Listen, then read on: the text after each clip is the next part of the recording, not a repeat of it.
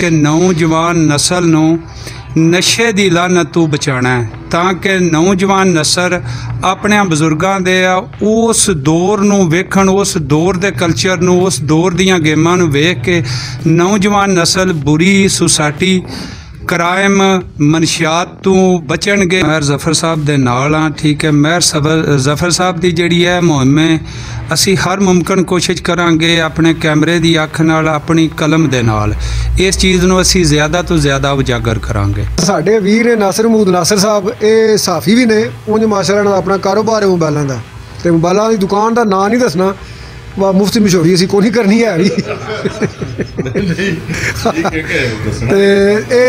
मैं अगे 2 साल प्रैस क्लब का लाला मुसा सदर रहा, ये उस तो मेरे तो पहले टनोर जनरल सैकटरी भी रहे हैं। तो हूँ नेज़ाबाद अक्सर अल्लाह का फजल है कि साडे चैनल पर वेखते हैं, उंज अगे पिछे फेसबुक पर वेखते हैं। इन्होंने पुछना नासिर साहब ये दसो नेज़ाबाजी तुसी वेखी कदी फिजिकली जाके? सब तो पहला तो मैं MZ TV का ते महर जफर साहब का शुक्रिया अदा करना कि जिन्होंने इस शौक नूं, इस नेज़ाबाजी के शौक नूं अपने चैनल ते ज़्यादा तो ज़्यादा उजागर किया है। बिल्कुल महर साहब, मैं जाके बाज़ाब्ता तौर पर भी नेज़ाबाजी वेखना। मेरी रिहाइश पिंड वैरोवाल तो मैं, साडे पिंड वैरोवाल मेला लगता है बाबे जंगू शाह का, उस मेले ते भी घोड़ियां दा, नेज़ेबाजी का ये सारे प्रोग्राम होंदे ने।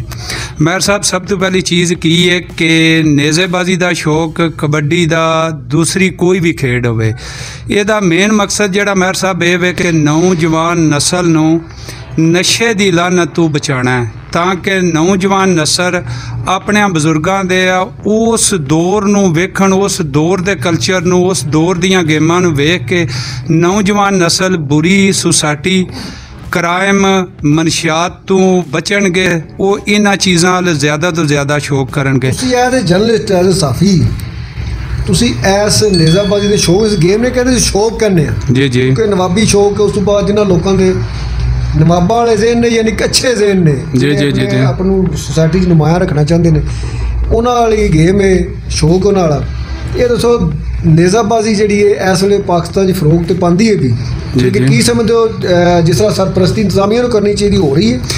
महर साहब बिल्कुल तुसी बहुत अच्छा सवाल किया है कि ये गेम जी है वाकया फरोग पाती है भी। बात जी है इंतजामिया की, इंतजामिया गौरमेंट ऑफ पाकिस्तान दे सूबे पंजाब नाल साडे तलक है, पंजाब नूं मद्देनज़र रखदिआं इंतजामिया जिहड़ी है इस चीज़ वाल तवज्जो देण दे विच बहुत नाकाम नज़र आउंदी है।